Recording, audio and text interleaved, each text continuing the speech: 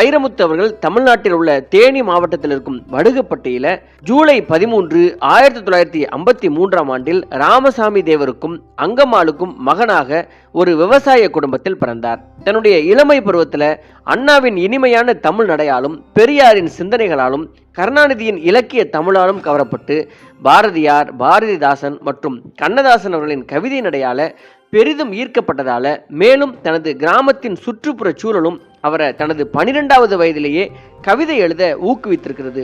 திருவள்ளுவரின் திருக்குறளால் கவரப்பட்ட அவர் தனது 14வது வயதிலேயே தமிழ் செய்யுளின் யாப்பின் சொல் இலக்கண விதிகளை கொண்டு கவிதைகள் எழுத தொடங்கி இருக்கிறார். பள்ளி படிப்பிலும் சிறந்து விளங்கிய அவர் தனது உயர்கல்வி படிப்புல மதுரை மாவட்டத்திலேயே முதல் மதிப்பெண் பெற்று அதற்காக வெள்ளி பதக்கமும் வென்றிருக்கிறார்.